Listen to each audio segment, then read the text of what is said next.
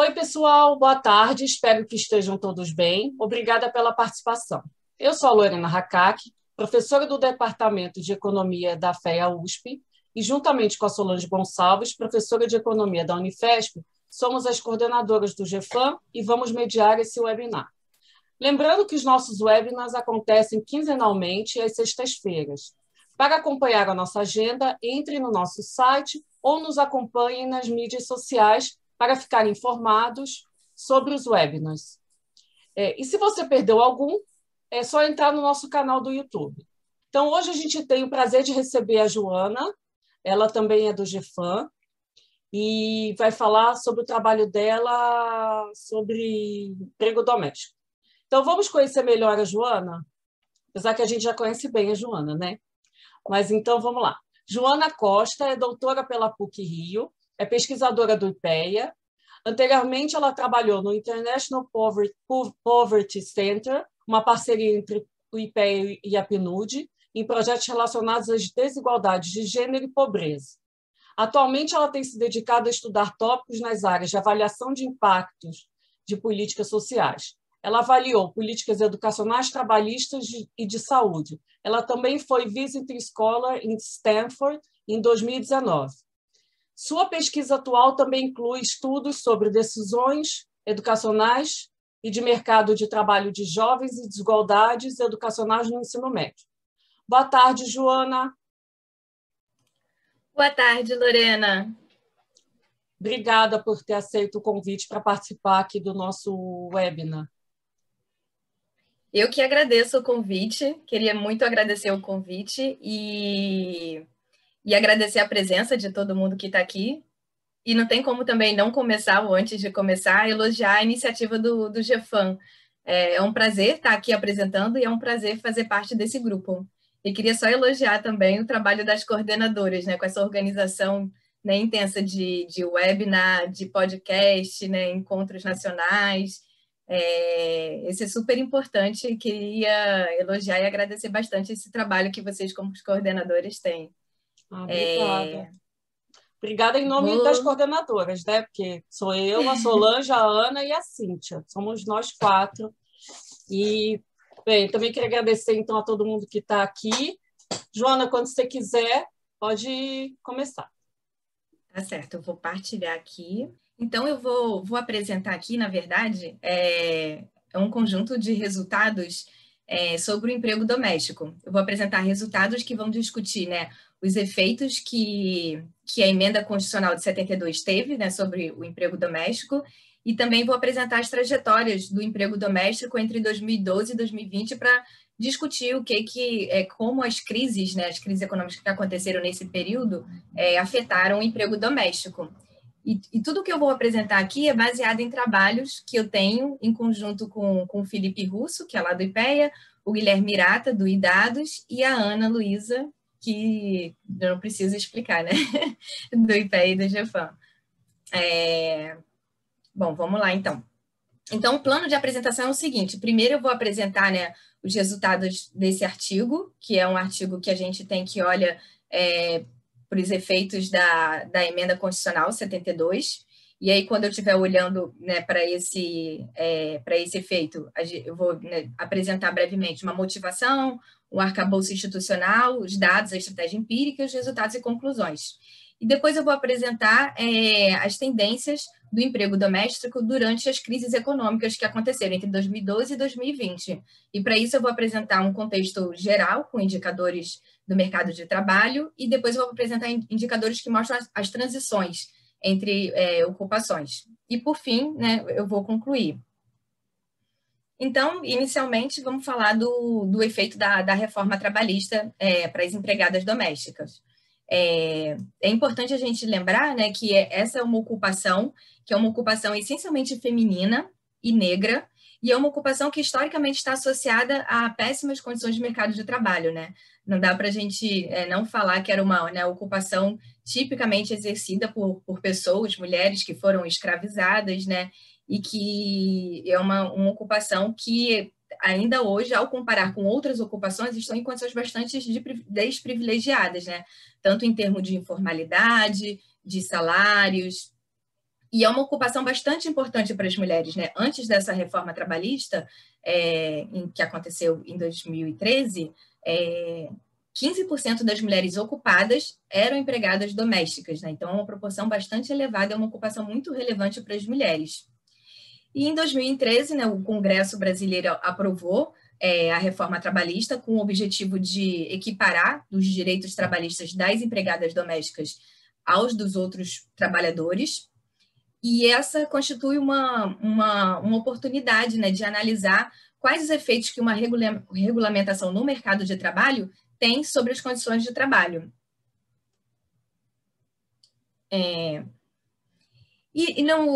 O que a gente já sabe, né, a respeito dessa pergunta, né, como as regulamentações do mercado de trabalho, né, afetam as condições, né, dos trabalhadores, né? O que a gente já sabe sobre isso, tanto, né, teoricamente quanto empiricamente, né? O objetivo de toda a regulação do mercado de trabalho é um objetivo de melhorar a qualidade do posto de trabalho para os trabalhadores, né? Esse é o objetivo dela. E ela, de fato, vai alcançar isso para aqueles que estão formalmente empregados, né? Que são os que vão estar sujeitos àquela lei. No entanto, a regulamentação trabalhista pode ter alguns efeitos adversos sobre esses trabalhadores, né? E isso é motivo de uma discussão, né, bastante acalorada, né, tanto teoricamente quanto empiricamente, e também no plano ideológico, né? É uma discussão bastante intensa de quais os efeitos, né, a regulamentação trabalhista tem ao final. Por quê? Porque a regulamentação trabalhista ela pode reduzir o nível de emprego, né? Discute-se que a regulamentação trabalhista, ao aumentar os custos de trabalho, vai fazer com que tenha uma demanda menor, né, por trabalho, e isso reduziria o nível de emprego, com os trabalhadores indo, né, ou para o desemprego ou para a inatividade econômica. E o que tem se discutido, né, tanto teoricamente quanto empiricamente, é que esse caso vai depender muito do contexto em que essa regulamentação acontece. Então, contextos que são contextos mais competitivos são contextos em que uma redução do nível de emprego vai ter maior chance de acontecer, né, em que o custo ele vai afetar a decisão do empregador e o empregador vai optar por não empregar. Então, no mercado competitivo, né, a redução do nível de emprego ela tenderia, né, a acontecer. E num cenário menos competitivo, né, cenários em que o mercado de trabalho, né, pode ser monopsônico, né, em que tenha só um consumidor daquela mão de obra, né, são cenários em que esse efeito de redução do nível de emprego não vai acontecer. São cenários em que o empregador tem uma margem para absorver aquele aumento de custo, sem redução do nível de emprego. Então, hoje em dia, discute-se muito, tanto empiricamente, né, quanto teoricamente, né, os modelos tentam abordar de forma diferente esses contextos, né? E, no caso dos países em desenvolvimento, o contexto ainda tem que considerar o fato de que a legislação trabalhista ela tem um menor poder de coerção. Então, a gente tem que lidar, né, em países em desenvolvimento, com o fato de que a gente tem um mercado informal bastante grande. Então, uma outra consequência, né, da regulamentação trabalhista, além da redução do nível de emprego, poderia ser o aumento da informalidade, né? As pessoas, ao invés de irem para uma situação de desemprego ou de inatividade econômica, as pessoas irem para uma situação de informalidade, tendo em vista aquele aumento do custo da mão de obra formal. Uma revisão de literatura feita pelo Betterman, uma em 2012, outra em 2015, né, ele levanta todo esse debate, né, tanto teórico quanto empírico, e ele aponta no sentido, ele analisa, né, diversos, ele separa, na verdade, em 4 diferentes institutos, né, de mercado de trabalho, né, institutos de regulamentação, e ele olha também o resultado para diferentes resultados no mercado de trabalho, né, tanto nível de emprego, salário, quanto bem-estar ao final. E ele diz que, apesar desse ser um debate bastante acalorado, né, e de terem evidências, né, para ambos os lados, geralmente, quando os efeitos são significativos, eles são efeitos modestos, não são efeitos muito, muito grandes. E a gente tem estudos também para o Brasil, e né, ele aponta nesse sentido de que há mais estudos em países desenvolvidos, né, mas estudos para os países em desenvolvimento, né, são crescentes, e essa revisão, né, na época de 2015, hoje em dia a gente já tem até bem mais estudos sobre isso, né, e principalmente sobre, né, o salário mínimo no Brasil. A gente tem, né, tem vários estudos empíricos que tentam verificar isso. E aí, o que eu vou mostrar para vocês aqui é essa revisão de literatura breve para, né, o que a gente tem de evidência para o mercado de trabalho, considerando, né, as trabalhadoras domésticas, né?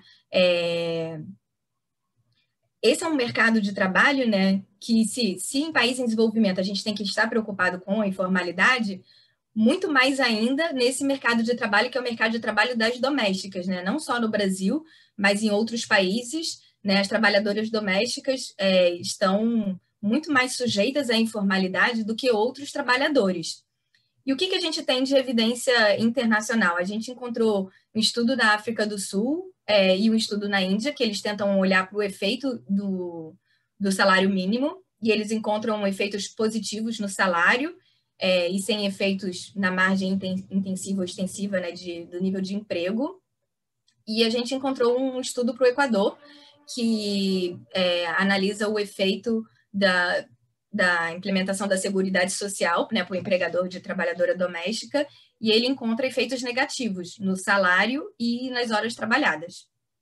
E para o caso do Brasil, o que a gente tem? A gente tem uma análise do Teodoro Scorzafave, em 2011, que eles olham para aquela mudança legislativa que teve para diminuir o custo trabalhista, né? O empregador ele poderia deduzir no imposto de renda, né, parte da contribuição social, então uma redução do custo trabalhista, mas eles não encontraram um efeito significativo, robusto sobre a formalização.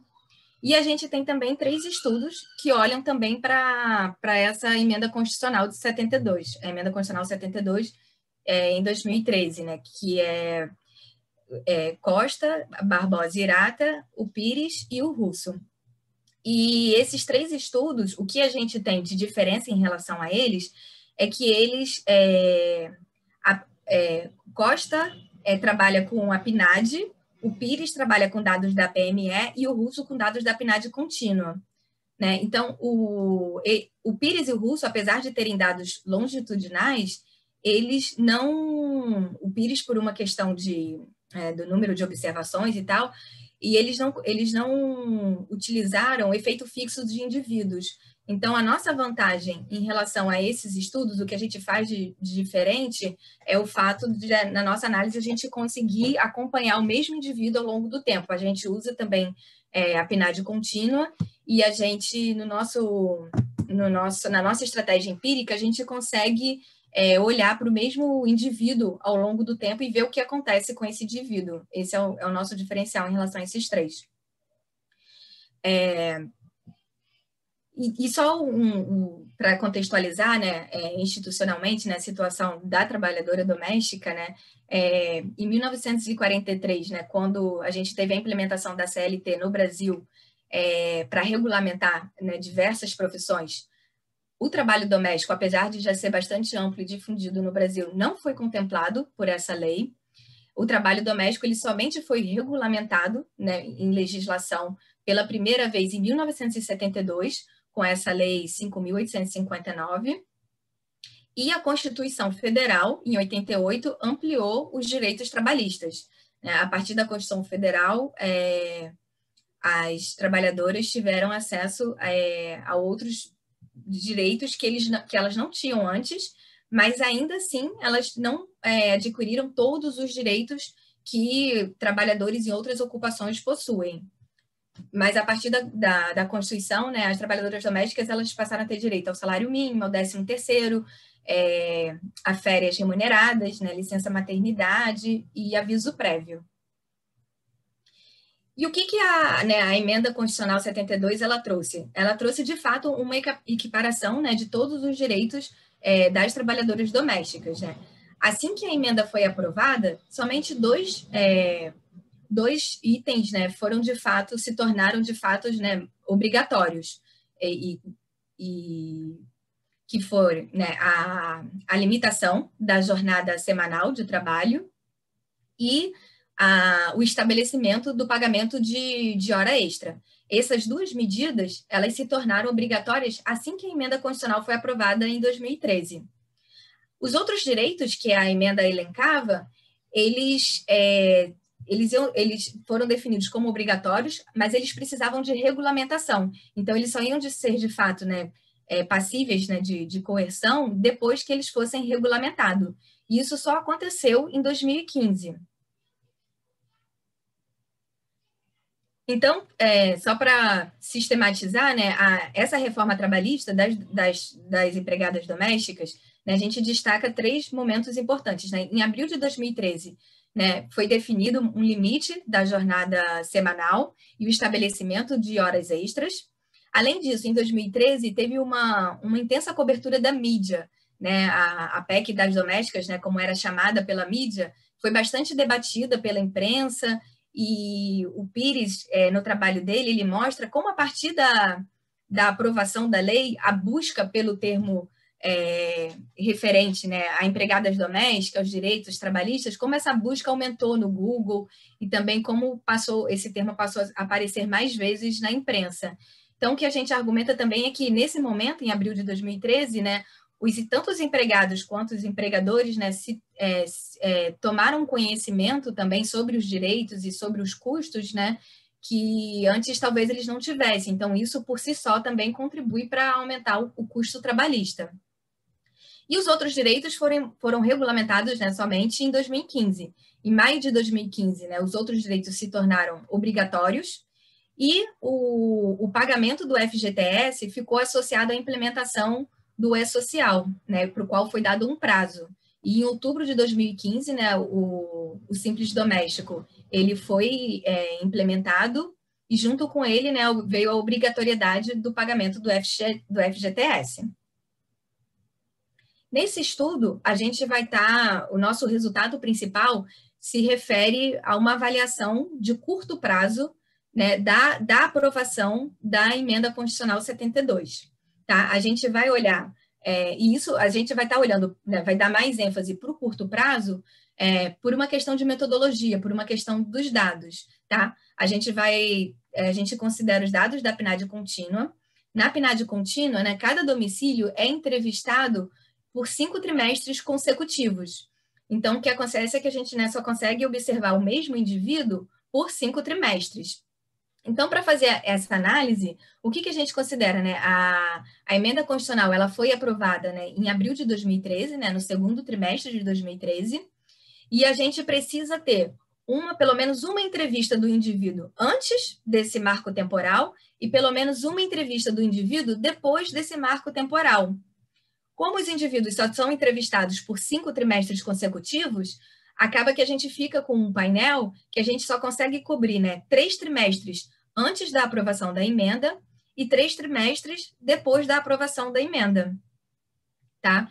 Então, esse é o nosso, essa é a nossa estratégia empírica ouro, digamos assim, essa análise da emenda constitucional, né, considerando esse painel né, com 3 trimestres antes e 3 trimestres depois. A gente vai fazer uma análise também do E-Social, que vai ser, para fazer essa análise, a gente vai construir um painel essencialmente análogo a esse, né, só que considerando que o E-Social foi implementado em outubro de 2015. Só que, para análise do Simples Doméstico, a gente não consegue observar o mesmo indivíduo antes de todo o processo de reforma começar.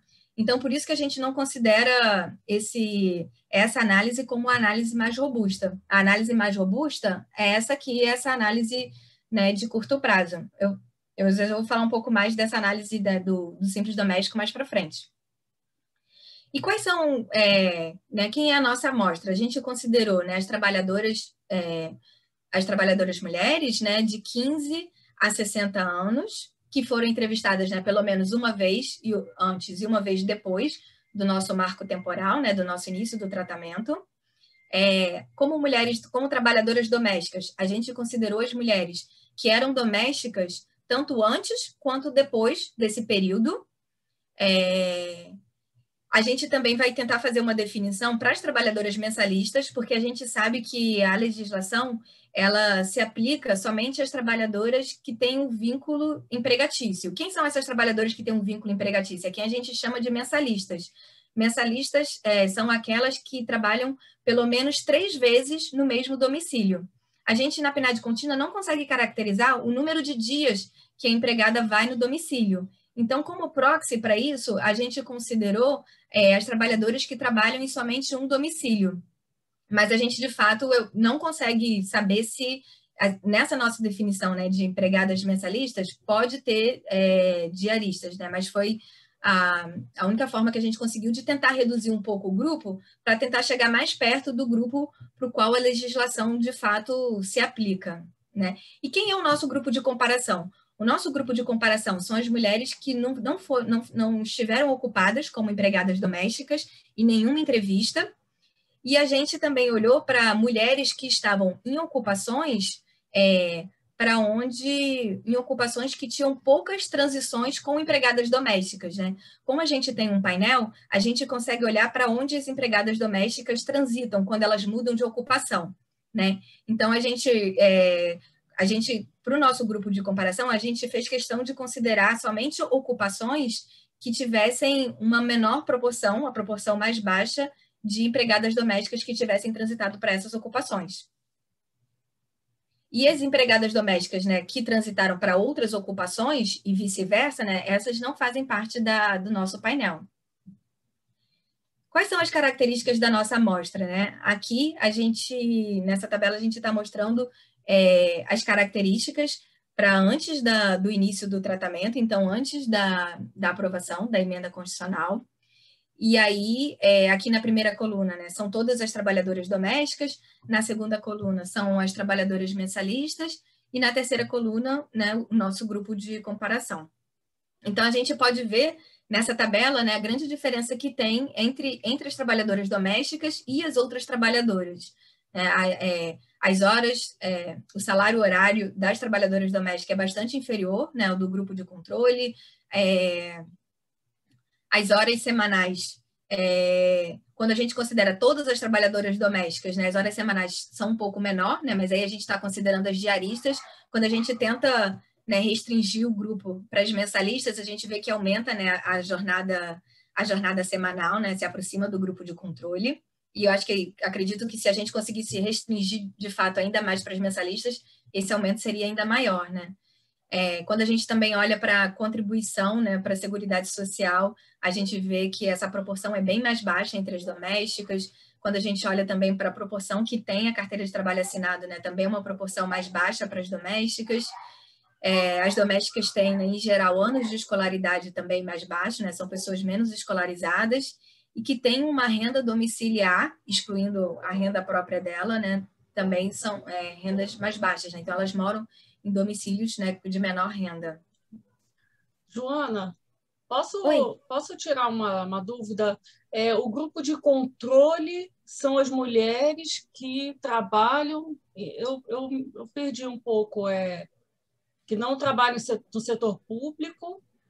Isso, o grupo de mulher que trabalha no setor privado são empregadas do setor privado, né? Elas estão na categoria empregadas, então, empregadora, conta própria, a gente excluiu, né? Então, e setor público a gente excluiu também. Então, são as mulheres que são empregadas no setor privado e além de que nunca foram domésticas, né? Como a gente tem os dados em painel, a gente consegue fazer essa restrição, então elas nunca foram domésticas naquele nosso momento ali de análise.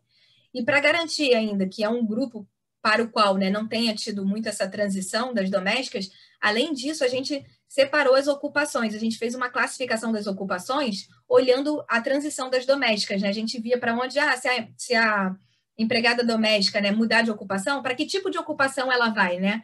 Essas ocupações para onde a empregada doméstica tinha uma maior tendência aí, a gente excluiu do grupo de controle, porque a gente não queria que o grupo de controle fosse um grupo que tivesse, né, para onde essas mulheres pudessem ir, que tivesse essa transição entre eles.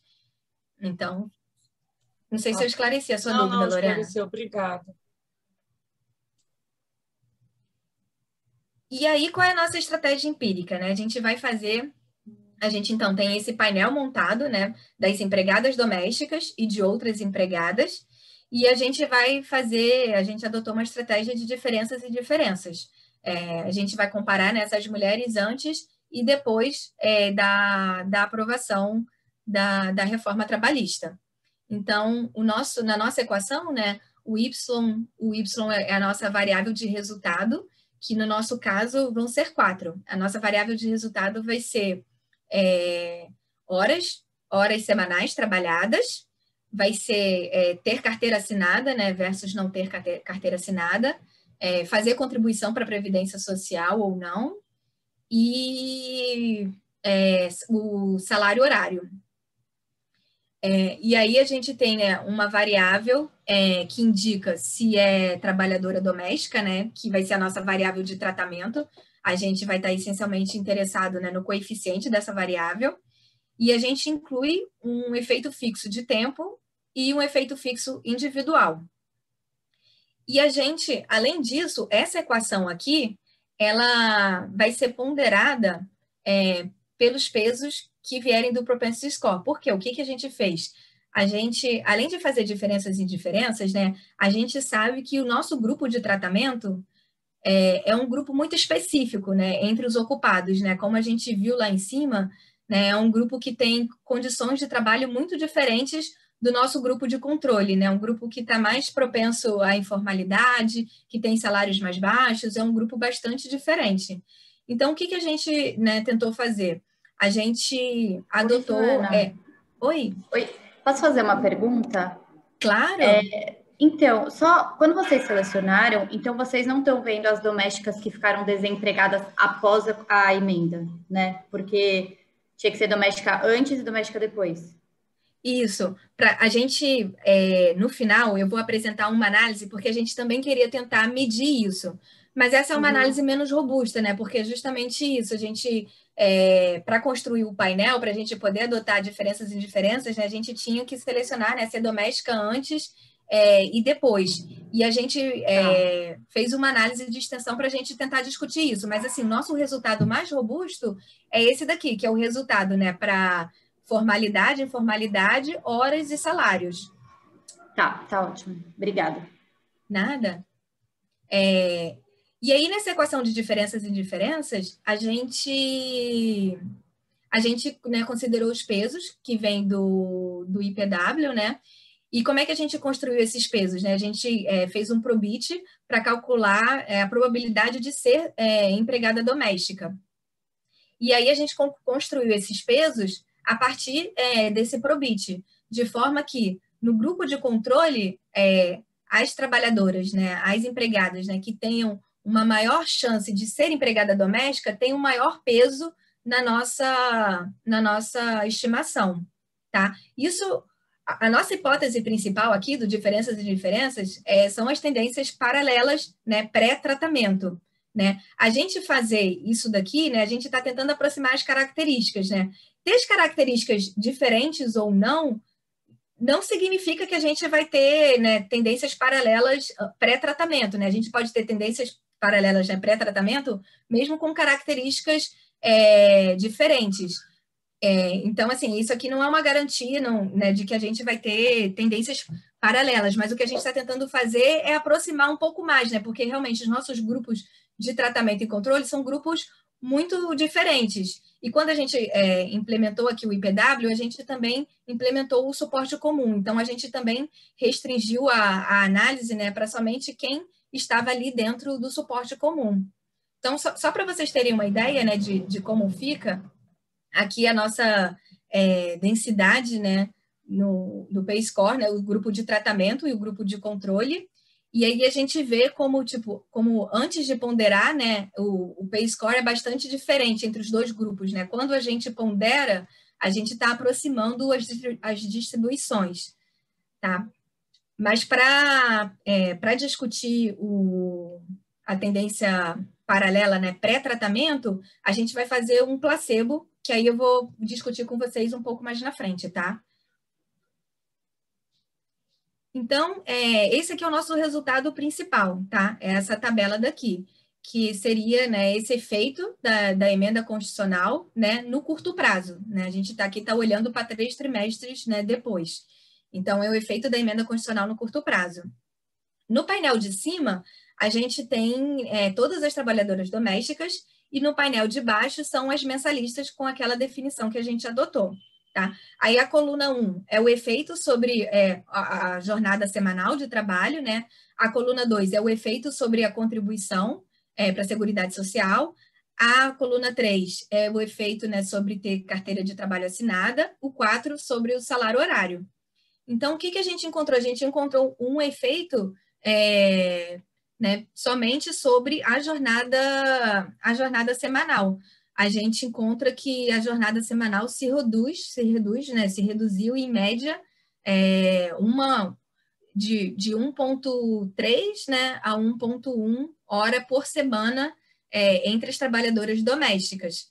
Mas a gente não encontrou um efeito, né, nem das trabalhadoras domésticas, né, teria uma chance, né, maior e nem menor de ter carteira assinada e nem de contribuir, né, para a Previdência Social. E sobre o salário horário também a gente não encontrou os efeitos. E aí, o que a gente fez, né, de robustez para ver se esse resultado, né, é válido? Primeiro a gente tentou ver o efeito da emenda constitucional sobre outras ocupações. Então, aqui, o que a gente vai ter? No nosso painel a gente pegou o nosso grupo de controle, tá? Aquelas outras empregadas do setor privado, e a gente pegou esse grupo de controle e dividiu em 2 grupos. A gente considerou um grupo que era composto pelas 10 ocupações que tivessem o menor percentual de trabalhadoras que já tivessem sido empregadas domésticas. Então, a gente ordenou as ocupações, né, de acordo com o percentual dessas ocupações de trabalhadoras que tinham sido empregadas domésticas, e a gente pegou as ocupações que menos tinham tido empregadas domésticas, né, menos tinham, né, empregadas que já tivessem sido empregadas domésticas, né, alguma vez no passado. Então, assim, a gente pegou ocupações que são bem diferentes, né, das empregadas domésticas, assim, ocupações para as quais a lei não deveria ter nenhum efeito. E aí, no painel A, são as 10 ocupações, né, com menor percentual, e no painel B são as 5 ocupações com menor percentual. E a gente esperaria não encontrar efeito para essas ocupações, e de fato foi o que a gente encontrou. Na tabela 4, o que a gente fez foi um teste placebo, aqui para a gente discutir um pouco as tendências paralelas, né, pré-tratamento. A gente fez um teste placebo para o 3º trimestre de 2012. Né? A gente tem uma dificuldade aqui, que é o fato de que a PNAD contínua começou a ir a campo no início de 2012. Então, infelizmente, a gente, né, gostaria de fazer esse teste para 2011, né, 2010, 11, 12, mas a gente não tem esses dados, porque a gente não tem o painel da PNAD contínua para antes de 2012. Então, o que a gente pôde fazer foi um teste placebo para 2012.3, né, ver se a gente encontrava algum efeito, supondo, né, que tivesse tido alguma reforma nesse trimestre, né, o que não aconteceu. E a gente tem aqui também essa tabela também análoga a tabelas anteriores, né? O painel A é para todas as empregadas domésticas e o painel B é para as mensalistas, e a gente não encontrou o efeito. Tá? Essa é a única, né, evidência que a gente encontrou para poder discutir, né, as tendências paralelas, né, pré-tratamento. E a gente fez uma análise, né, análoga à que a gente fez para a Emenda Constitucional 72, a gente fez uma análise análoga para o Simples Doméstico. Né? Mas aí é uma tentativa também ali, a gente sabe que está, né, como o 2015, né, na verdade, faz parte da mesma reforma de 2013. Né? Ele simplesmente, né, aprofundou a reforma. E a gente até poderia discutir também, assim, em que medida o efeito, né, de 2015 talvez já tivesse sido até talvez antecipado em 2013. Então, talvez, assim, medindo o efeito em 2015, a gente estaria não pegando o efeito do Simples Doméstico, e sim um efeito de médio prazo, né? Mas, assim, de fato é que a gente está medindo o efeito em 2015, o que eu queria falar aqui é que, assim, é um efeito que a gente considera menos robusto que o anterior, porque a nossa linha de base, né, ela não é exatamente totalmente pré-reforma, né, porque ela não é pré-2013. Né? A gente fez um painel, construiu um painel análogo àquele, né, com 3 trimestres, né, depois de outubro de 2015 e 3 trimestres antes de outubro de 2015. Então, a gente não tem, assim, a nossa linha de base não é de fato assim, pré-início, né, pré o tratamento, né, ter começado. Mas a gente aqui aqui de efeito significativo, a gente só encontrou nas horas trabalhadas quando a gente considera mensalistas, né? Mas aí a gente não considera um efeito robusto porque não apareceu, né, nas duas especificações. Então, mas também assim, esses resultados têm que ser interpretados com maior cautela, né? Porque para esse resultado aqui, a discussão, né, de tendências paralelas, né, pré-outubro de 2015, né, fica ainda mais complicado, porque, né, a gente começou aqui essa análise dessa tabela, né, depois que o tratamento, né, já iniciou. E aqui está essa discussão, né, que você me perguntou do desemprego. O que a gente fez para poder incluir isso na análise, né? A gente considerou um modelo logístico multinomial, em que a gente pegou todo mundo que estava ocupado, né, antes da aprovação da emenda constitucional 72, né? Então, antes de abril de 2013, a gente pegou todo mundo que estava ocupado e a gente foi olhar depois, né, do tratamento, depois da aprovação da emenda constitucional, em abril de 2013, se essas pessoas estavam ocupadas ainda, ou se elas estavam desempregadas, ou se elas estavam inativas. E aí, a gente fez um logístico multinomial, né, em que uma das variáveis é uma dummy que indica se ela era empregada doméstica antes da aprovação. E aí, aqui, o que eu vou mostrar para vocês, né, é o efeito dessa variável, tá? Não é exatamente aqui o coeficiente, porque a gente calculou o efeito marginal sobre a probabilidade, né, de estar, né, ocupado, desempregado ou inativo. E aí, a gente fez isso também para explicar para vocês, né, a diferença do painel A para o painel B é o seguinte: no painel A, a gente considerou um momento antes da reforma trabalhista, a gente considerou como sendo o trimestre exatamente anterior. E o ponto no tempo posterior à reforma trabalhista, a gente considerou exatamente o trimestre seguinte à reforma trabalhista. Então, é uma análise do trimestre anterior versus o trimestre posterior. Nessa análise, a gente encontrou, sim, um efeito, né? As empregadas domésticas, elas teriam uma probabilidade maior de transitar, né, da ocupação para o desemprego, tá? Para a inatividade a gente não encontra, mas para o desemprego a gente encontra que elas teriam uma chance cerca de 0,9 ponto percentual a 1,4 ponto percentual maior. E a gente também fez essa análise considerando não o trimestre anterior e o trimestre posterior, mas considerando a primeira entrevista e a quinta entrevista, tá? E aí, no nosso logístico multinomial, a gente coloca dummies para onde essa entrevista aconteceu. Mas ela pode ter acontecido, a primeira entrevista pode ter acontecido em qualquer momento, né? Nos 3 trimestres anteriores, né, à reforma. E a quinta entrevista pode ter acontecido em qualquer momento nos 3 trimestres posteriores à reforma, tá? E o que a gente encontrou? Que nessa análise, quando a gente considerou, né, comparou a primeira com a quinta entrevista, a gente não encontrou efeito. Então, a gente, no nosso artigo, né, a gente diz que, né, pode ter, né, um pequeno efeito sobre um aumento, né, da chance de transitar da ocupação para o desemprego, mas ele não é robusto às duas diferentes especificações que a gente usou, tá? Então, os resultados, né, resumindo, os resultados principais, né, a gente encontrou um efeito, né, reduzido, né, de cerca de 1 hora, né, de redução de 1 hora na jornada semanal. A gente não encontrou o efeito, né, no aumento, né, de chances de ficar sem carteira. E pode ter um pequeno efeito na chance de transitar de uma situação de ocupado para uma situação de desemprego. Mas esse efeito não foi robusto nas duas diferentes especificações que a gente tentou. E aí, na sequência, o que eu vou discutir com vocês são né, a evolução do emprego doméstico entre 2012 e 2020.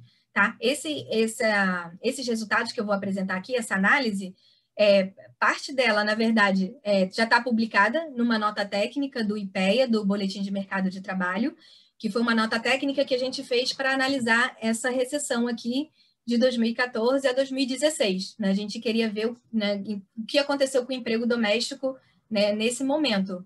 E a gente está atualizando essa nota técnica, mas ainda não está publicado, para fazer a mesma análise, né, para a crise de 2020, né, da pandemia. E o que a gente queria discutir nessa primeira nota técnica? Né? A gente estava querendo discutir, né, num contexto, né, de uma crise econômica. Só para falar para vocês rapidamente aqui em todos esses gráficos, né, eu vou estar sempre olhando para a PNAD contínua, e aqui eu estou apresentando sempre todos os trimestres. Né? Então, 2012.1 é o primeiro trimestre de 2012, né, 2012.2 o segundo trimestre, e assim sucessivamente, né, para todos os anos. Então, são todos os trimestres da PNAD contínua de 2012 a 2020. E aí a gente queria entender se, num contexto de crise econômica... Joana, posso fazer uma pergunta? Acho que talvez esteja até meio atrasado, mas tudo bem. Na sua análise anterior, vocês fizeram por região? Vocês olharam por região? Região, a gente não buscou heterogeneidade do efeito, mas a gente usou região como controle do propensity score. Ela entra aqui, eu acho que até, desculpem, eu não falei as variáveis que estavam incluídas no propensity score. Era uma das variáveis, sim, que a gente usou como controle no propensity score, né? Mas a gente, de fato, não fez a análise separada. Eu não sei se a gente ia ter observações suficientes, Lorena, mas é uma coisa que a gente pode olhar depois. Mas a gente não buscou heterogeneidade regional nesse efeito.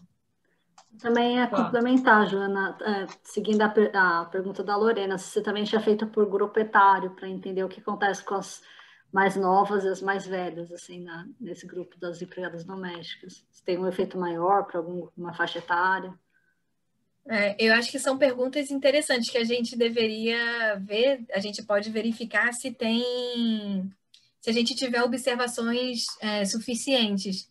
A gente tentou olhar a heterogeneidade pela jornada, para a gente tentar ver assim, será que teve mais efeito entre as que trabalhavam mais, as que trabalhavam menos?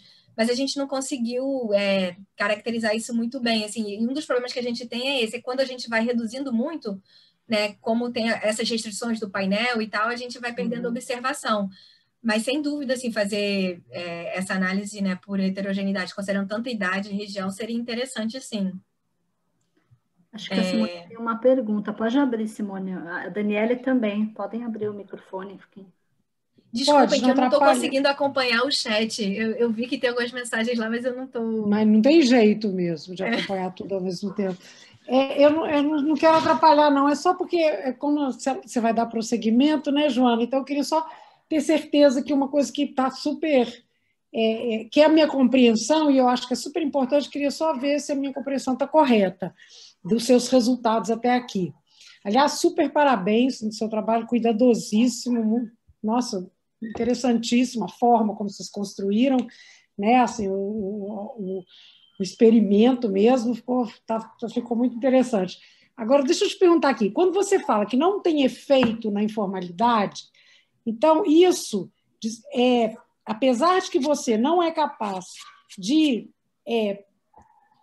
acompanhar uma transição de uma trabalhadora mensalista para diarista, você não tem essa variável, você não consegue fazer isso, esse efeito de não informalidade, de certa forma, ele endereça essa questão, porque se o empregador trocou um vínculo formal por um informal através de menos dias da semana, né? Então ele passa, ao invés de contratar a empregada doméstica todos os dias da semana, com carteira de trabalho assinada, ele passa a contratá-la como diarista. Isso refletiria na informalidade desse indivíduo. Como você está acompanhando o indivíduo, você tem esse controle. Estou certa? Tá certa, Simone, é exatamente isso. Obrigada pela pergunta, é exatamente isso. Acho que muito foi discutido, né, na época da aprovação da reforma, né, o que aconteceria, muito argumento, né, olha, o que vai acontecer é que as empregadas que atualmente, né, são mensalistas, têm carteira, são formalizadas, os patrões vão trocar por uma diarista. A gente não encontrou esse efeito, porque e esse é um dos resultados robustos que a gente tem, que é justamente... né, aqueles resultados que a gente tem o painel que a gente acompanha o mesmo indivíduo, né? Então a gente consegue ver se ela, né, se tivesse tido esse movimento, né, a gente veria, né, uma empregada que está formalizada, com carteira assinada, ela migrando para uma situação sem carteira assinada. E a gente não observou isso. Eu acho super importante, assim, até por efeito de divulgação mesmo, vocês enfatizarem que esse efeito, apesar dele não ser diretamente captado, porque você não controla se ela é mensalista, diarista, e essa foi a discussão, é que isso está embutido aqui no resultado que vocês estão mostrando. É super importante isso, acho que é assim, realmente a coisa mais importante, me parece, porque essa parecia ser a principal ameaça. Não é Sim, verdade? Verdade. A gente bota aqui só assim, o efeito informalidade, mas por trás está embutido, sem dúvida, esse efeito da mensalista versus diaristas, né? E, de fato, teve um certo barulho sobre isso, porque foi um período em que aumentou mesmo a contratação de diaristas. Na verdade, já vinha aumentando e continuou aumentando. Então, muita gente usou essa correlação para dizer, tá vendo? Isso aqui é reforma trabalhista. Exatamente. Ok, obrigada, viu, Joana? Parabéns. Obrigada a você, Silvane. Então, com essa nota técnica, o que a gente estava querendo ver era discutir se uma crise econômica, né, a gente discutia que poderia ter um efeito ambíguo, né, sobre o emprego doméstico, na medida em que a recessão, né, por um lado, a recessão poderia fazer com que uma mulher que... Oi? Desculpa. Oi, desculpa, é a Dani. Desculpa, Oi, Dani, eu ia falar, eu não tinha visto que a Solange tinha falado para eu falar. Então, também, parabéns aí, eu já conheci o trabalho, né? Mas acho que tem uma parte que eu não tinha visto. Mas me ficou um pouco na linha da Simone, uma coisa que eu estava pensando, vocês usam ocupação no trabalho principal? Sim. Será que não teria, assim, eu não sei, porque quando tem trabalhador doméstico, né, ele tem aqueles secundários, será que aumentou esse número? É isso que eu fiquei me perguntando, porque fico imaginando se o maior impacto foi na jornada, né, de redução da jornada, mas a jornada é a do trabalho principal, não? Será que, ou é de todos os trabalhos? Do trabalho principal. Porque talvez isso tenha se deslocado para os outros, para os trabalhos secundários, né? Sei lá, eu fico imaginando, ela reduziu a carga mensal dela na jornada de quem está contratando e, de repente, ela foi também ser diarista em outra casa. Será que isso pode ter acontecido? Como, não sei se dá para captar esse tipo de impacto. Eu confesso, você está certa, a gente olhou para o trabalho principal, né? E a ideia, a gente esperava, né, encontrar esse efeito em horas, né? Porque teve ali a limitação da jornada, e a gente, assim, a nossa preocupação em tentar refinar um pouco para mensalistas é um pouco de tirar esse problema das domésticas, das diaristas, né? Esse fato de que as diaristas vão ter, né, com maior chance, né, uma primeira ocupação, uma segunda ocupação. As mensalistas geralmente têm uma ocupação só, por isso que a gente restringiu para ter, né, trabalhar em um só domicílio, né? Mas eu acho que a gente poderia, de repente, para discutir isso melhor, fazer uma caracterização melhor, assim, que eu acho que a gente não fez do trabalho secundário, né? Enquanto que ele aparece, né? Quanto que o emprego doméstico aparece ali no trabalho secundário, se parece ser uma questão, se quando a gente limpa, digamos assim, para as diaristas, né? Se a gente consegue tirar um pouco essa questão do trabalho secundário, eu acho que a gente pode, assim, tentar, nas estatísticas descritivas, tentar caracterizar isso um pouco melhor para o resultado final ficar mais limpo, né? O que você acha? Não, a minha dúvida era essa, um pouco que você falou, que tipo, a empregada doméstica provavelmente tem mais, né, mais gente, empregado doméstico, fazendo também trabalho secundário. E aí, se isso aumentou ou não com a regulamentação. Um pouco na linha do que a Simone falou, né? Você teve... a mensalista virou diarista, e aí teve vários trabalhos secundários, mas não sei, acho que foge um pouco do que você está fazendo, mas é um fenômeno que deve ter acontecido, né? Um pouco na linha do que a Simone falou. Enfim, agora, Dani, o efeito parece que fica até um pouquinho maior quando a gente reduz só para mensalistas o grupo. É verdade. Não, na verdade não, é bem parecido. É menos 1,2 e Não, menos 1,11. Não, acho que essa questão do trabalho secundário vale a pena a gente investigar melhor, porque de fato a gente fez essa A gente, restrição, Dani, entendi. Não, para trabalho principal. Tá ótimo. Obrigada, Joana. Não, obrigada a você pelo comentário, já anotei aqui. Então, nessa nota técnica, a gente tentava ver em que medida, né, a crise econômica afetaria o emprego doméstico. Porque se, por um lado, né, as pessoas, né, numa crise econômica, têm uma menor renda, né, e podem demandar, né, menos, né, as empregadas domésticas, né, ou ter que demiti-las, né, por outro lado, as mulheres podem estar mais propensas a aceitar o emprego doméstico, né, num cenário de crise. Então, a gente queria ver, analisar, né, o que acontecia nesse período de recessão. E aí a gente está ampliando essa análise, né, para 2020. Nesse gráfico aqui, né, só para caracterizar esse período de recessão, né, onde teve o aumento, né, da taxa de desemprego entre 2014, né, e 2016. E aí a gente observa que esse aumento do desemprego, né, ele na verdade permaneceu num nível, né, alto, elevado, ele não teve aqui uma queda.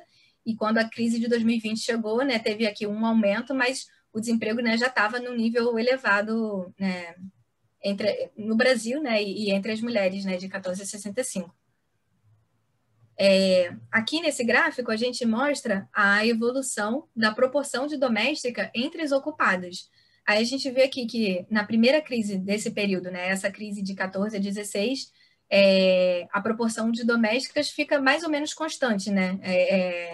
Ela aqui né, vinha sofrendo uma queda, tem um pequeno aumento aqui, e na crise de 2020 é que, sim, de fato, a gente observa, né, um movimento de queda maior, né, de cerca de 2 pontos percentuais, né, na crise de 2020.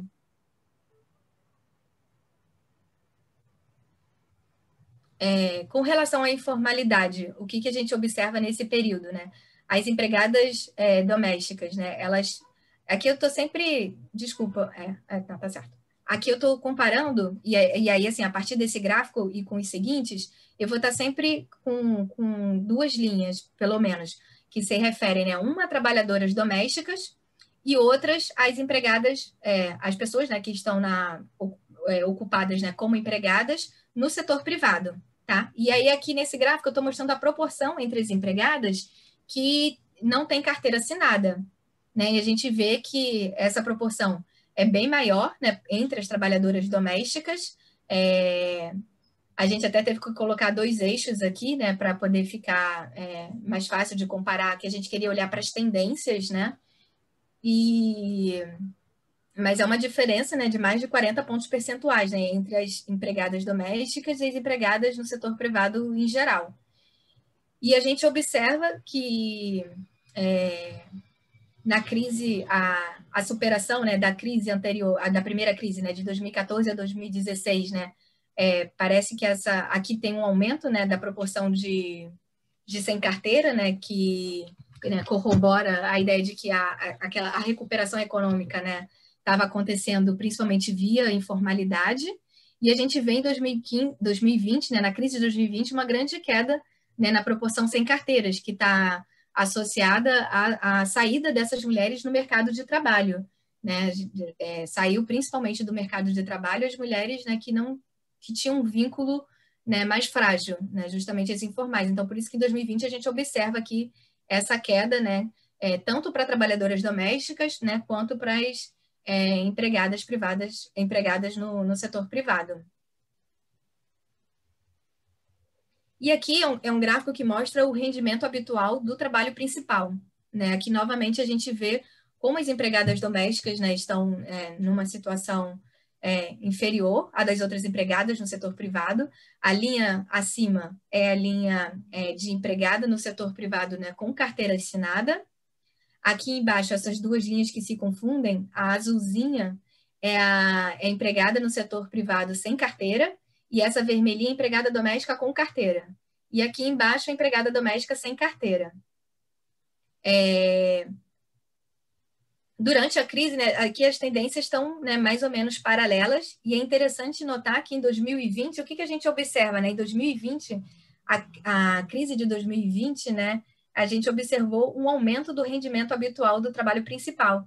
Mas assim como no gráfico anterior, né, aquela queda da informalidade não era uma boa notícia, aqui esse aumento do rendimento habitual do trabalho principal também não é uma boa notícia, né, porque ele ocorre devido a um efeito composição, né, porque são justamente as mulheres que têm as mulheres, né, foram as pessoas, né, que, né, estavam na informalidade, né, eram as pessoas que tinham um salário mais baixo, são as pessoas que saíram do mercado de trabalho. Então, por isso que a gente observou aqui esse aumento do rendimento, né, porque foram as pessoas que permaneceram no mercado de trabalho nesse período.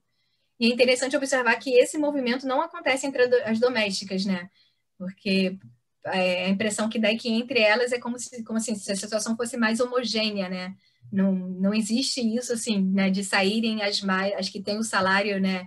As que têm o pior salário, né? Uma situação que tem um salário, né? Já, né, tão abaixo que a gente não observa aqui, né? Esse movimento que a gente encontrou no mercado de trabalho, né? Como um todo.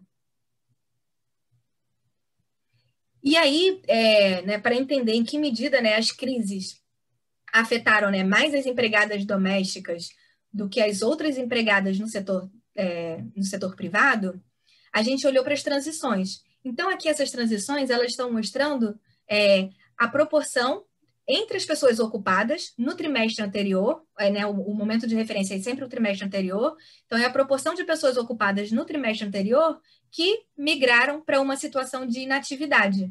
E no gráfico seguinte, a gente vai ver a proporção, né, de pessoas ocupadas que migraram para uma situação de desemprego.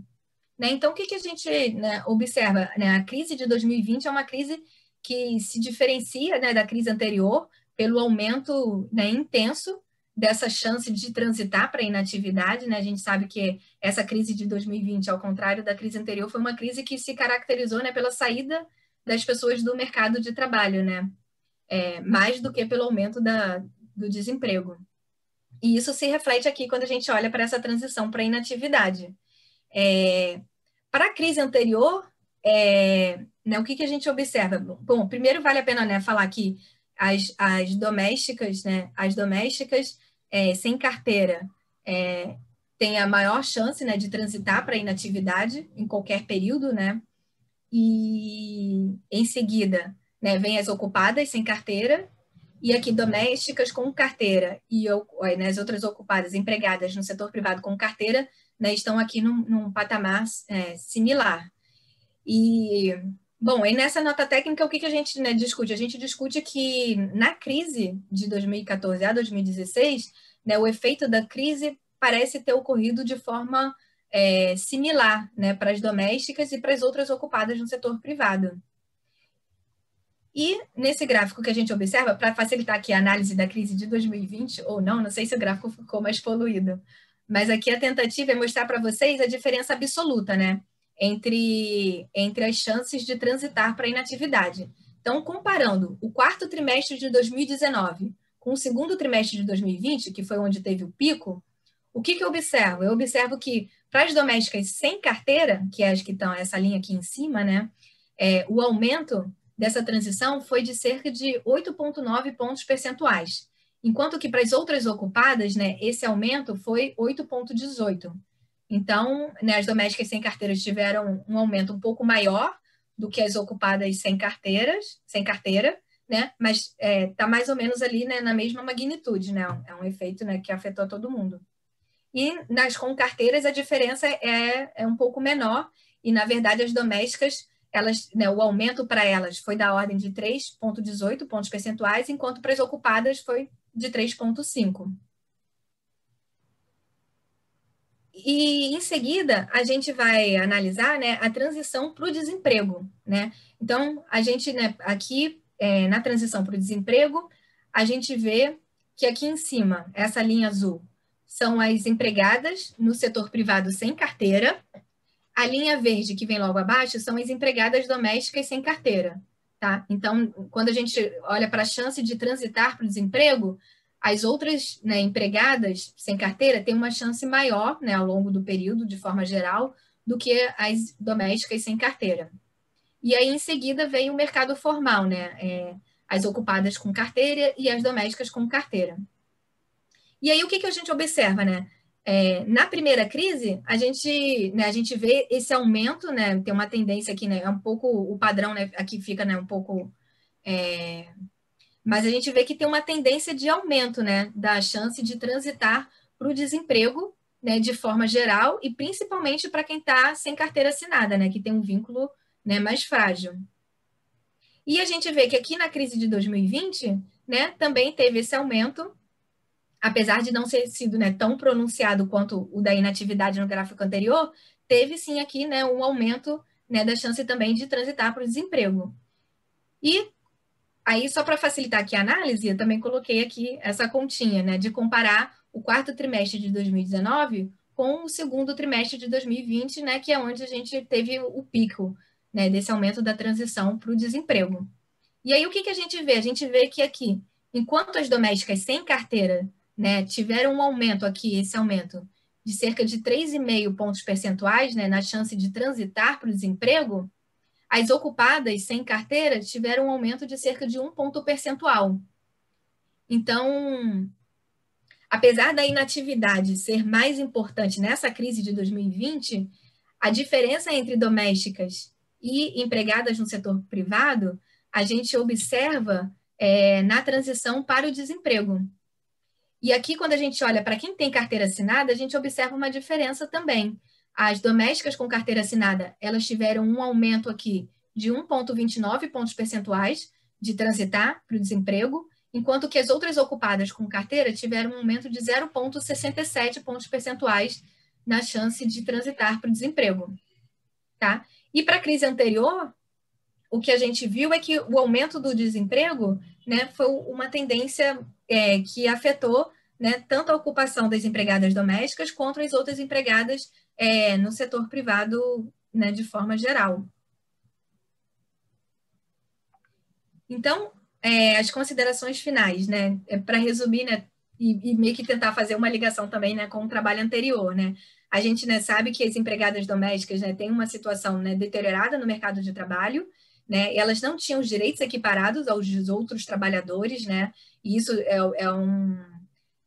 na verdade, assim, foi um reconhecimento, né, à história, né, a trajetória, né, dessa ocupação, né, que já foi regulamentada, né, posteriormente às outras ocupações, né, não teve os direitos adquiridos, né, da mesma forma, né, e a emenda constitucional, né, de 2013, ela veio num momento, né, tentar equiparar, né, os direitos das trabalhadoras domésticas aos das outras ocupações, né?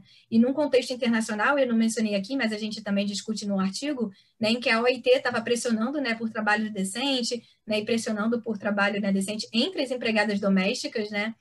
E, inclusive, teve uma regulamentação, né, que foi assinada, e o Brasil não foi signatário, o Brasil só foi signatário em 2018, só foi assinar essa convenção em 2018. Então, assim, o objetivo, né, da reforma constitucional foi equiparar os direitos trabalhistas, né, das empregadas domésticas com as outras ocupações. E muito, né, foi discutido, né, como a Simone aqui levantou, né, a Dani, né, qual seria o efeito, né, se isso seria realmente bom para as empregadas domésticas ou não, né, porque se por um lado elas iam ter os mesmos direitos, né, e quem tivesse empregada no setor formal, né, ia ter acesso a mais direitos. Por outro lado, né, argumentava-se que elas poderiam ter uma maior chance, né, de ir para a informalidade ou para o desemprego.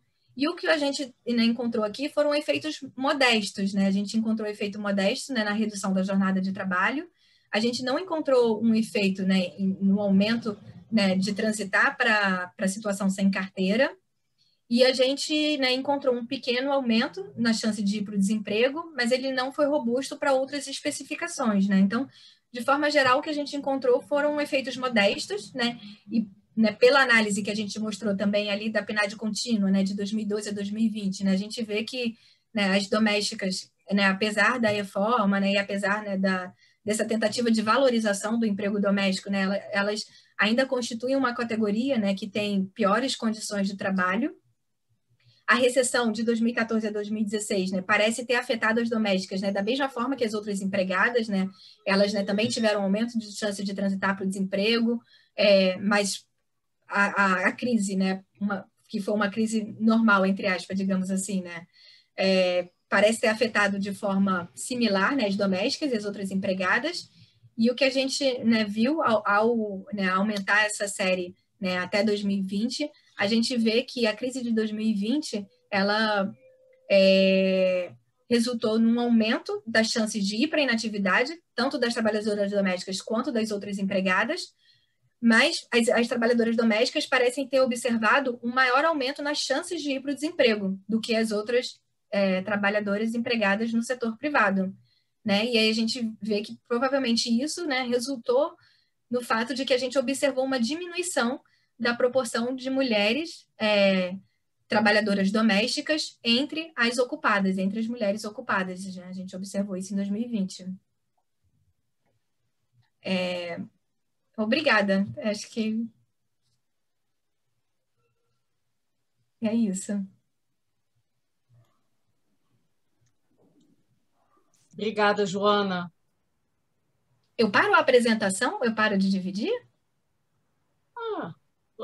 Pode parar. Você... Pode, É, a menos se alguém será tiver que alguma... quer deixar? Vai que porque alguém às vezes se pede. alguém tiver alguma pergunta, você já fica na apresentação e depois, se você quiser, você desliga. Tá certo. Eu vou passar então para a Solange, que ela vai cuidar das perguntas. Eu queria perguntas. fazer uma pergunta também, a Fátima. A Fátima. A Fátima tinha... Pode ir lá, Fátima. Você era a primeira mesmo.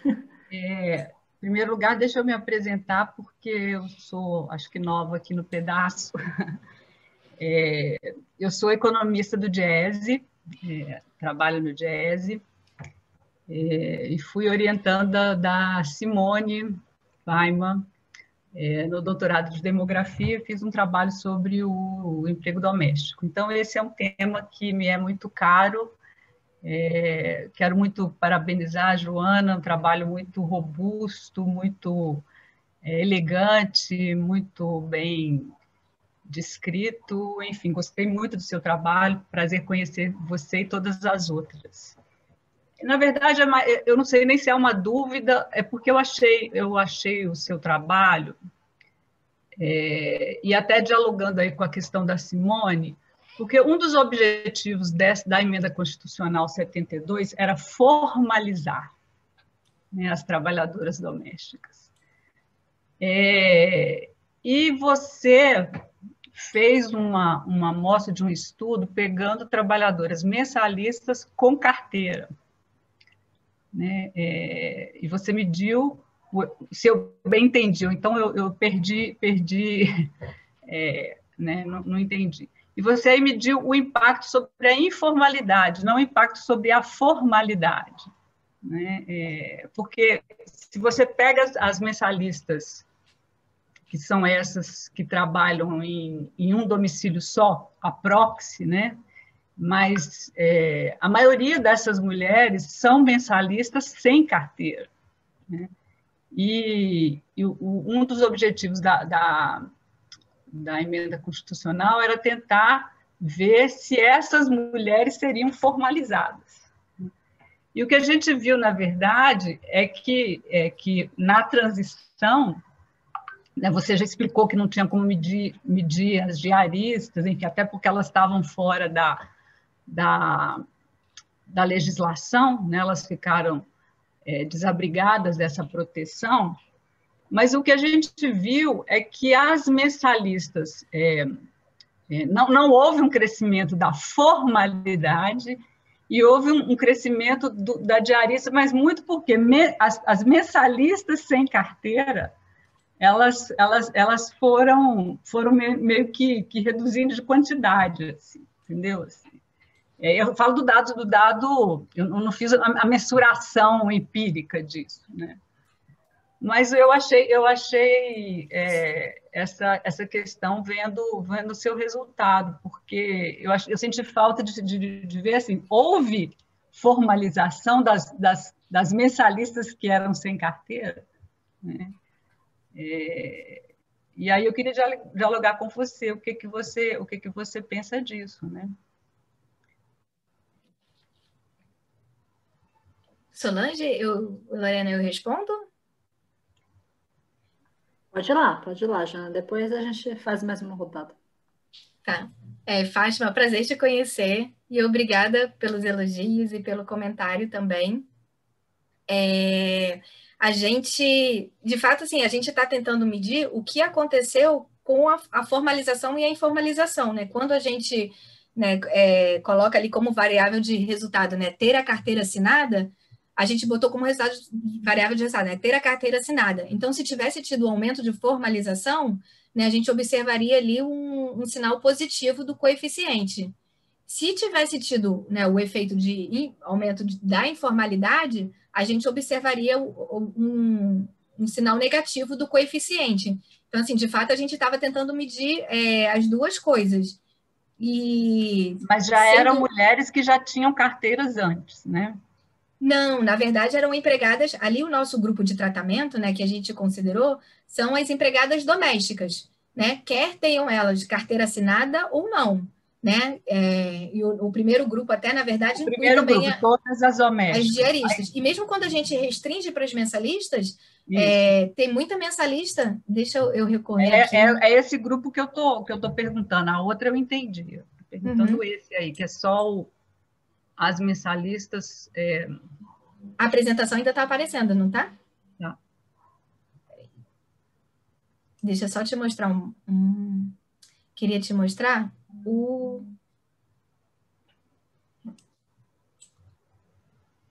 a característica da amostra. Ó. Tá vendo aqui a característica da amostra? Quando a gente olha, né, na coluna 1, são todas as trabalhadoras domésticas. Na coluna 2, foi a nossa definição de mensalista, que, na verdade, a gente não consegue caracterizar exatamente as mensalistas. A gente usou uma proxy que foi olhando para se a pessoa trabalha em apenas um domicílio. Né? Aí são todas com carteira.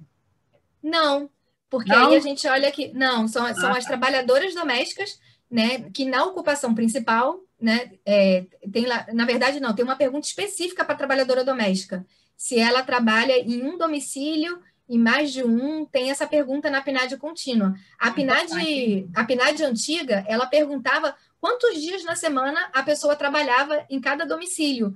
Então, o exercício que a gente fez usando a PNAD antiga, a gente até conseguia separar dessa forma. A gente considerava mensalista só quem trabalhava, né, 3 dias ou mais na semana num único domicílio. A gente caracterizava dessa forma. Na PNAD contínua, a única pergunta que tem é se a pessoa trabalha em mais de um domicílio ou não. E a gente usou essa pergunta para definir as mensalistas, mas elas podem ou não ter carteira assinada. Se a gente olhar aqui, ó, na quarta linha, eu achei que a gente vê que 50% dessas trabalhadoras não têm carteira assinada, né? Aumenta um pouquinho aqui a proporção, né? Eu acho que aumentaria até um pouco mais se a gente conseguisse, de fato, medir um pouco melhor aqui as mensalistas, mas nem todas as mensalistas têm carteira assinada. Não, eu entendi, porque eu achei que aqui era só pessoal com carteira. Eu não entendi na hora que você apresentou, entendeu? Uhum. E o efeito é um pouco ambíguo, né, como você falou, né? Havia gente, né, que esperava que pudesse ter um aumento da formalização, né? Mas talvez com, né, a mídia, a imprensa, né, falando, as pessoas iam assimilar que tem um custo maior de ser pego também, né? E talvez por isso fossem... então o custo de eu ser pego agora é muito mais alto do que o anterior, né? Eu vou ter que pagar uma multa muito maior, né? Vou ter que pagar, né, mais... Né, vou ter um custo maior. Então, é melhor eu formalizar. Né? Esse é um mecanismo possível, né? Mas os outros mecanismos, né, são esses, né? Você aumenta o custo. Então, o empregador, talvez, ao invés de falar, ao invés de formalizar essa mensalista que eu tenho, eu vou trocar por uma diarista, né? Como a Simone falou. Então, ao invés de eu formalizar minha mensalista, eu vou trocar minha mensalista por várias diaristas e não vou ter que assinar a carteira. E aí o que a gente observou foi que entre as, né, empregadas domésticas, a reforma trabalhista não aumentou a propensão a ter carteira assinada e nem diminuiu. Então, não teve assim, essa transição dela para a informalidade ou para a formalidade. Entendi. É claro que esse é o efeito médio que a gente está observando aqui. Então, também, lógico que, né, tem... Mas é o efeito médio, né, sobre um todo, a gente não encontrou. Entendi.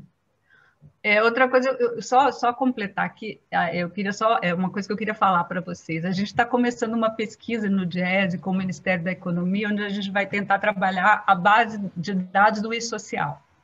O objetivo é tentar transformar essa base numa base de pesquisa sobre o emprego doméstico. Então, assim, eu estou bem esperançosa que a gente consiga disponibilizar, a partir dessa parceria, a base de dados para pesquisas na área de emprego doméstico. E aí vai ser interessante para ver, né, o perfil das pessoas que estão lá, tanto das trabalhadoras como dos contratantes, e o montante de abrangência dessa base. É só uma propaganda aqui para vocês da pesquisa que a gente está começando. Obrigada. Obrigada, Fátima. Queremos acompanhar essa pesquisa. Obrigada, Fátima. Tem uma pergunta da Luana, eu já vou passar para ela aí, você pode também ligar seu microfone, Luana. Deixa eu só também já falar, Diana, porque aí, de repente, você já fala tudo de uma vez, porque a gente daqui a pouquinho tem que encerrar. A minha é bem rápida, na verdade. Para essas análises que vocês estão fazendo da crise econômica, como eu vi que você está com um objetivo mais descritivo, não sei se vocês vão continuar com algo mais descritivo, eu queria saber se vocês estão fazendo algumas análises para questões intrafamiliares, assim, se, por exemplo, olhar para essas domésticas e tentar olhar quem é de família monoparental ou não, algumas questões, qual foi mais porque como você focou bastante na inatividade, né? E a gente sabe que a inatividade nesse período vai estar tanto relacionada a questões conjunturais, questão conjuntural de mercado de trabalho, né? Tanto que muitas foram empurradas para a inatividade, mais forte nas domésticas, mas, no geral, todo o grupo de mulheres aí, né? Muitas mulheres aí. Daí eu queria ver só se vocês estão olhando para alguma coisa nesse sentido, assim, tanto a questão de ser monoparental ou não, ou até olhar para como que o marido estava transitando também no mercado para as que não são, né, as que têm um esposo em casa, ou spouse em casa, como que também essas questões de mercado de trabalho relacionado a outros membros pode ter afetado isso, presença de filhos, enfim, questões intrafamiliares. É só isso. Aí pode, se você quiser falar, Luana, e depois a gente deixa a Joana já responder tudo e a gente finaliza, por favor. Tá bom, obrigada, Solange. Eu queria parabenizar a Joana também, muito bom o seu trabalho, Joana, e muito robusto, como a Simone comentou, a Fatinha comentou, enfim.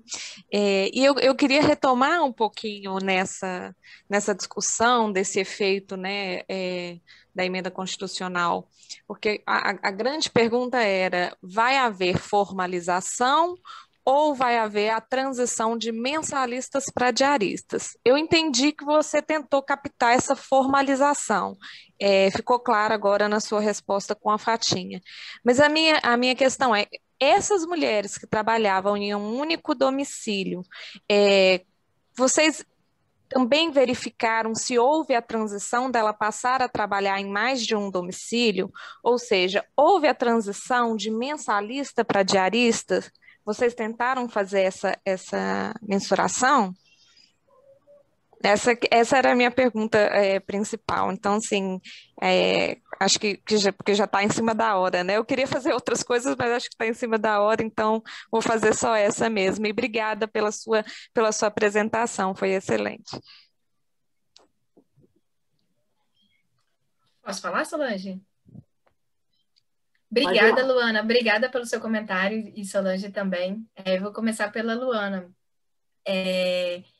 Eu acho que a sua pergunta é bem legal, e eu acho que dialoga muito também com o que a Dani e a Simone falaram, né? Porque a gente, de fato, é isso, a gente não tentou olhar, né, da transição de mensalista, digamos assim, né, para diarista, né? A gente não olhou, né, do trabalho secundário. Acho que, de repente, pensando aqui, não sei se a Dani ainda está aqui, que eu não estou conseguindo ver todo mundo, mas, assim, uma variável de resultado poderia até ser trabalho secundário, né? Acho que talvez para tentar ver isso, se a pessoa, né, se a pessoa está indo de mensalista para trabalhar em mais de um domicílio, né? De repente, uma variável de resultado poderia ser só tem o trabalho principal e tem, ou não, né? Tem outros trabalhos. Eu acho que essa poderia, de repente, até ser uma variável de resultado para tentar medir isso um pouco melhor, mas eu acho que essa é a sua pergunta, porque assim, mensalista, diarista, a gente não tem essa definição exata. Então, eu estou aqui pensando assim, né, juntando com a pergunta da Dani, eu acho que essa poderia ser uma ideia, botar uma variável de resultado que fosse, né, ter trabalho secundário, e aí ver né, se a emenda condicional afetou isso ou não, a chance da pessoa ter trabalho secundário. Mas, por enquanto, o resultado que a gente tem é esse, assim, a gente não tem realmente, né, se teve essa transição de mensalista para diarista, é como a Simone falou, né, a gente está olhando, né, de ter carteira assinada para não ter carteira assinada e vice-versa, né, e aí, olhando desse ponto de vista, a gente não encontrou resultado, mas eu acho que essa poderia ser uma análise interessante para complementar o trabalho, eu acho que essa é uma ideia legal. E falando, fala. Só fazer um comentário, porque de fato, assim, uma das formas que os patrões provavelmente fizeram para fugir dessa questão trabalhista foi reduzir essa contratação dessa mulher, né, dessa trabalhadora doméstica. Passou a contratá-la como uma diarista com menos, né, com menos dias de contratação. Então, eu acho que esse efeito ele existiu em alguma medida, mas era preciso pensar em como incorporar aqui nas suas análises, e acho que ficaria bem interessante, porque de fato houve um aumento das diaristas, né? Mas é preciso verificar de fato quanto foi esse aumento, aí fazendo o modelo seria mais interessante.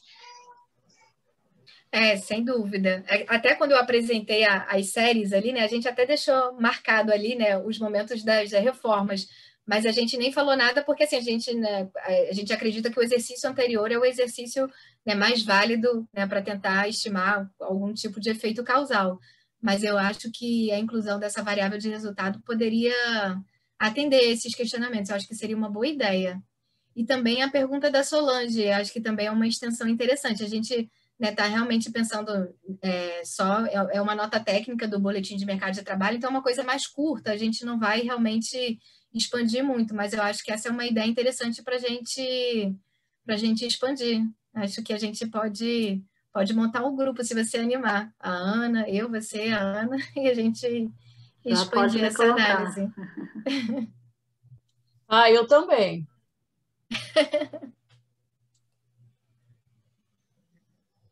Acho que é isso, Lorena. Finalizamos aqui as perguntas. Muito obrigada, Joana. Parabéns. Maravilhoso aí a apresentação. Muito boa. Eu que agradeço a todos os comentários, a oportunidade de estar aqui com vocês. Obrigada, Joana. Muito obrigada mesmo. Nossa, a apresentação dos seus 2 trabalhos. Muito obrigada. Ainda trouxe já até o final de 2020, né? Nem está publicada ainda. A gente ainda não publicou. Mas eu falei, vou correr o risco. Não, obrigada. Então, foi ótimo. Então, eu queria agradecer de novo a sua apresentação, agradecer a participação de todos e avisá-los que o próximo webinar contará com a participação da Andréia Luz. Ela é doutora em Ciências pela Faculdade de Saúde Pública da Universidade de São Paulo.